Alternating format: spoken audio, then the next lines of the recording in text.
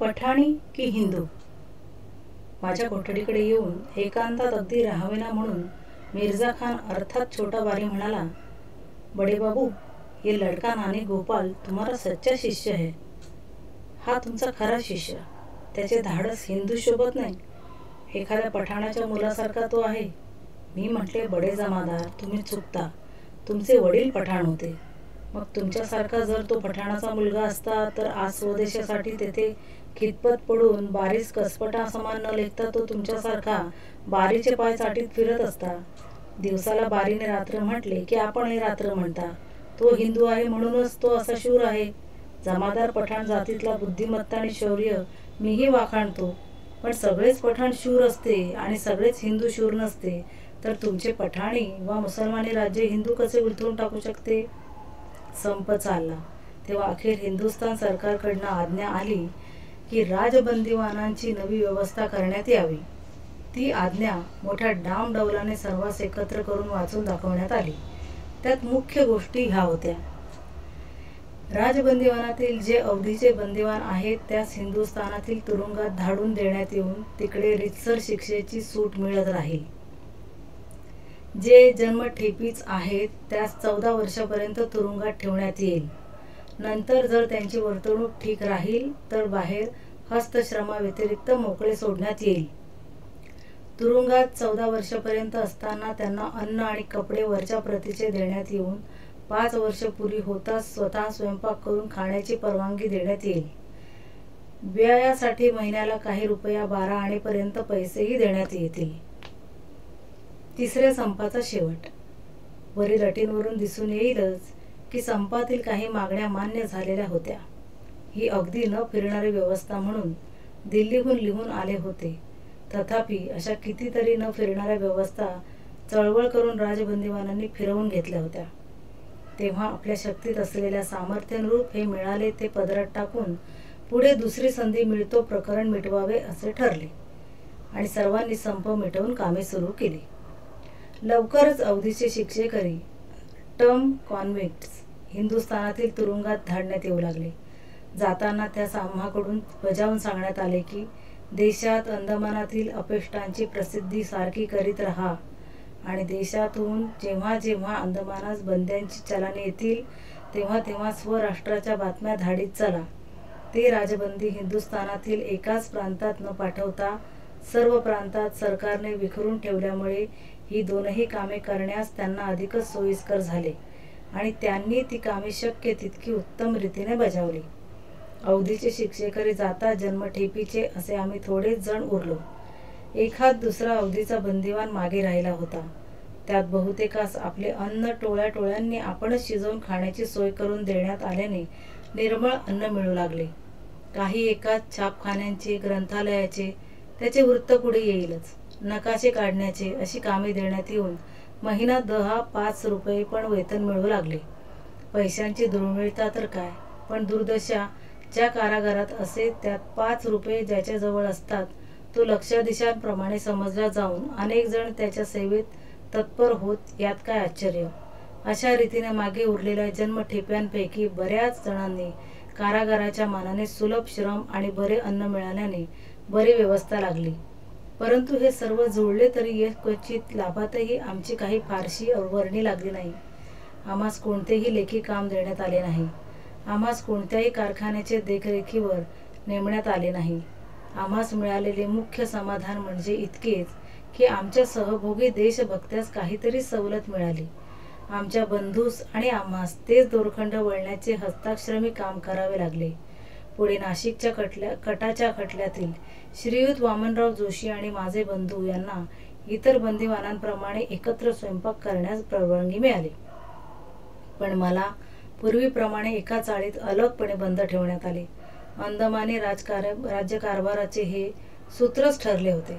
जे बारी अनेक वेळ बोलून दाखवी की अशांतीचे प्रमुख कारण म्हणजे सावरकर आहे आणि त्यावर सक्त दृष्टी ठेवली पाहिजे.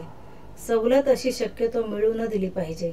हे वर्ष 1914 होते. राजबंदीवानांच्या अंदमानातील चळवळीचा आणि वृत्तांताचा पूर्वार्ध येथे संपतो. पुढे मोठमोठी स्थित्यंतरे हिंदुस्थानातील आणि जगातील राजकारणात घडत गेली.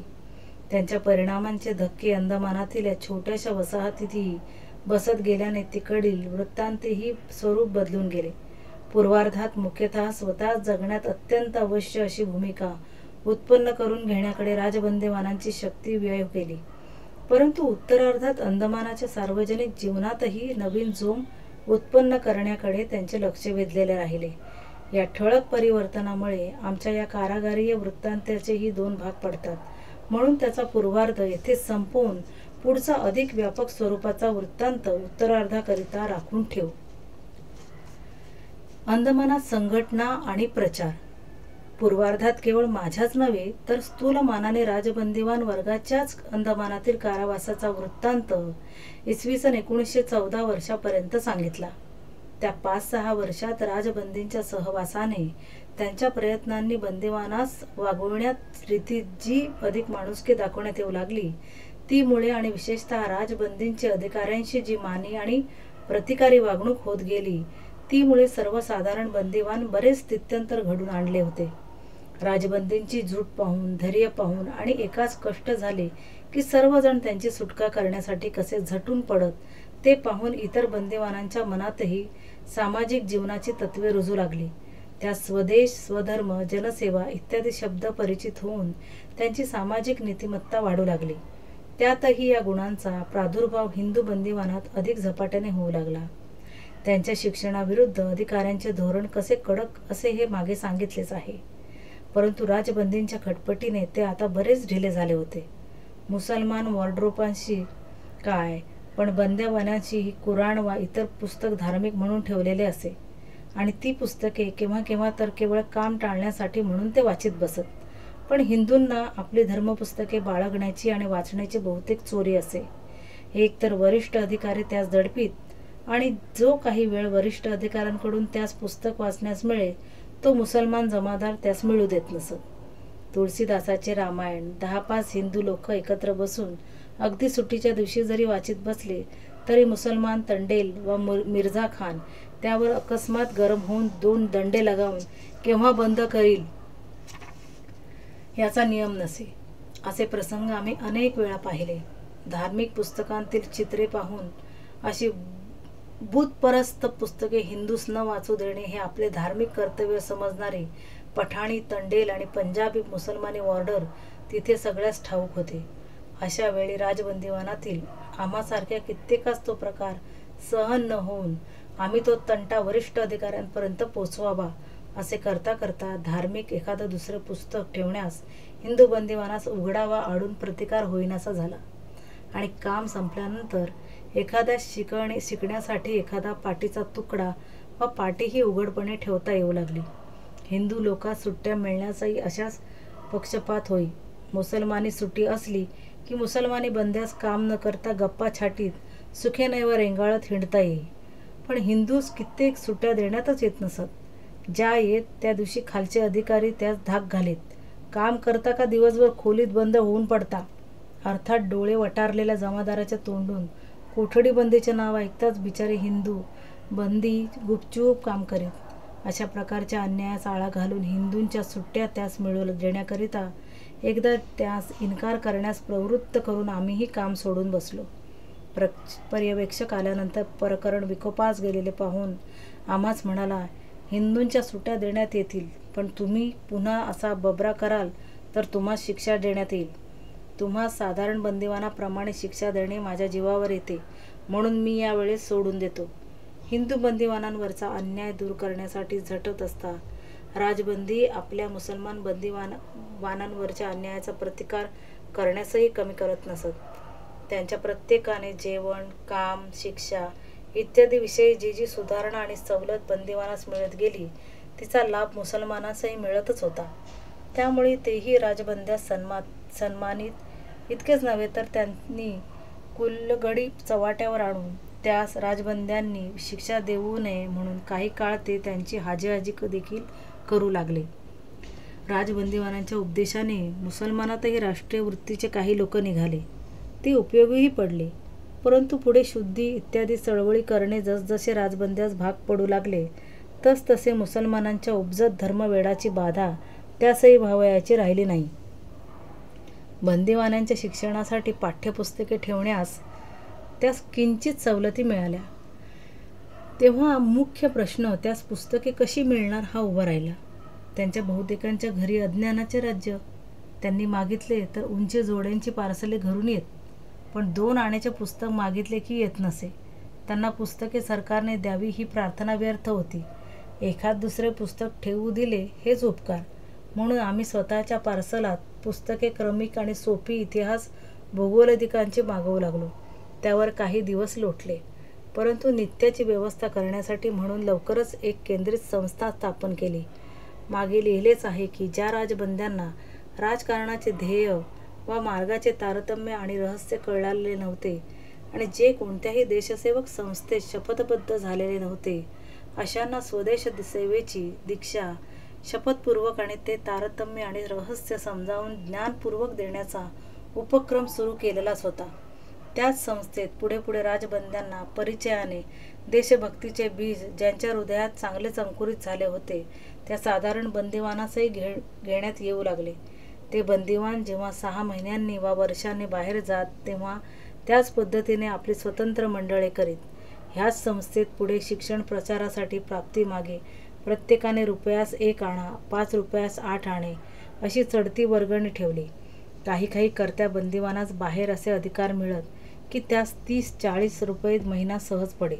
त्यानंतर राजबंदी जेव्हा बाहेर सोडलेले होते त्या 4-5 महिन्यात बाहेरच्या बंदी अधिकारात नव्हे तर सर्वसाधारण व्यापारी इत्यादी स्वतंत्र वर्गातही कित्येक देशकारणात लक्ष घालण्यात शिकले होते.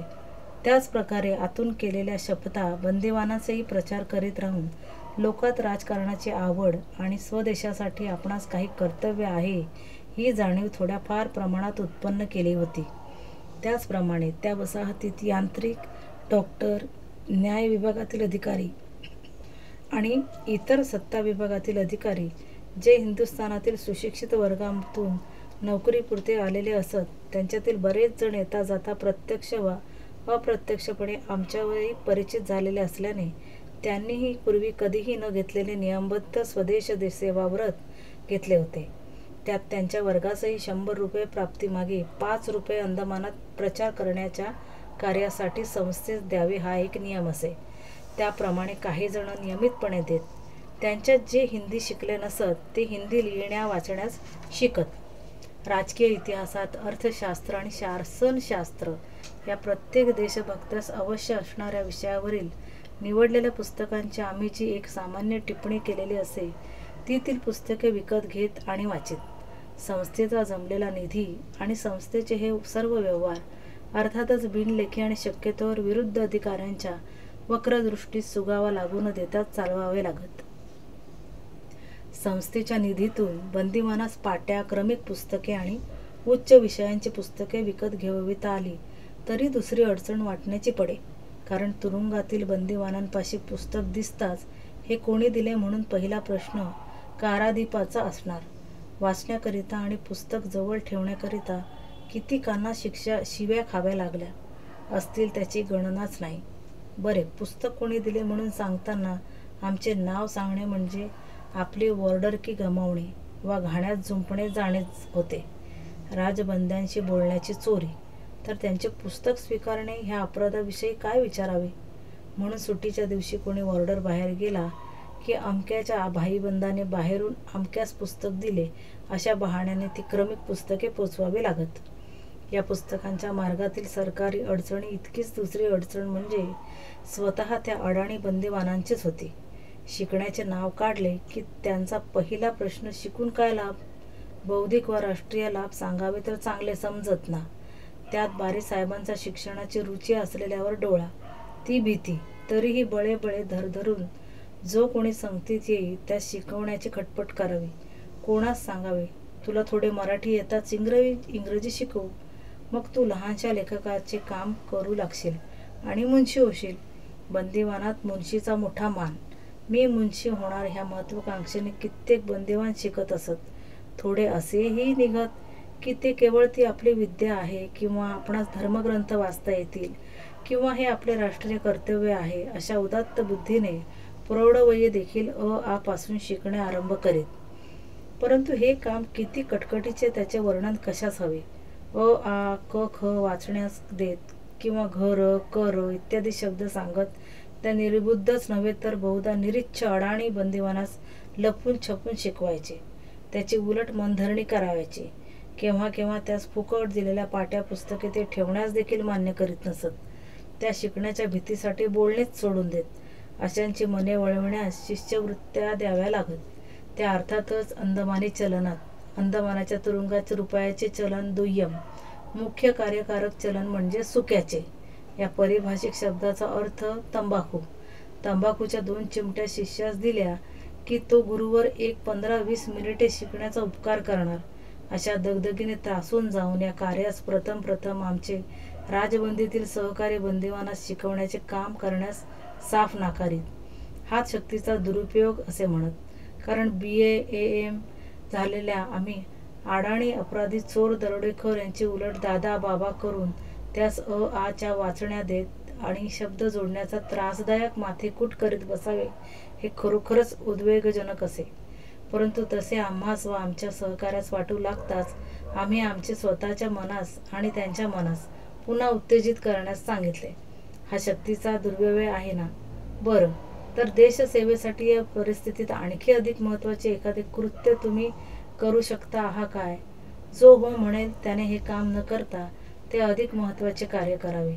पण हाच वेळ रिकामी चिंता आणि तळमळ करीत व आपसात निरर्थक वादविवाद करीत घालवण्यापेक्षा तर या तुच्छ पतितांना शिक्षण देण्यात, त्यांची मनप्रवृत्ती परोपकारी करण्यात तो वेळ जावा हे अधिक देशकल्याणकारक नव्हे काय? आणखी असे पहा की आपण गावागावातून प्राथमिक शाळा काढण्याचे ठराव आणतो. ते शिक्षण देण्यास कोणीतरी पुढे आले पाहिजे ना. मग ते त्रासदायक काम आम्हीच का करू नये?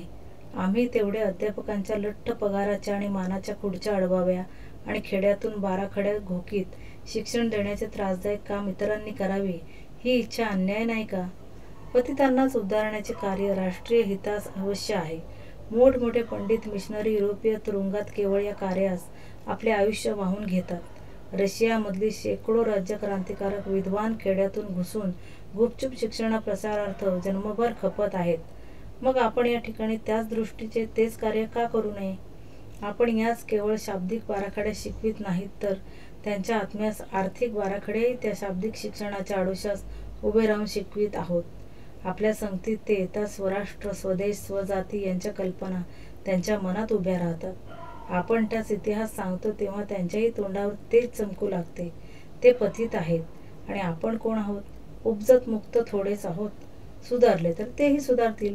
म्हणून जोवर दुसरे अधिक महत्त्वाचे देशकार्य करिता येत नाही तोवर हे अत्यंत त्रासदायक, पण म्हणूनच जे करण्यात खरी देशसेवा आहे ते आपल्या या दीन पतित बंधूस आपणास देण्याची योग्यता आहे तितके तरी शाब्दिक, बौद्धिक, राष्ट्रीय आणि आत्मीय शिक्षण देण्याचे कार्य आपण करीत राहिले पाहिजे. या रीतीने प्रयत्न करता त्याच हीनदीन पतितात कित्येक जण असे उदार मनस्क निघाले की त्यांच्या निस्वार्थ परोपकार बुद्धीचा, सच्चिल वर्तनाचा आणि देशहितरततेचा प्रभाव पाहून आम्हा राजबंदीवानास देखील आत्मश्लाघा करण्याची लाज वाटली.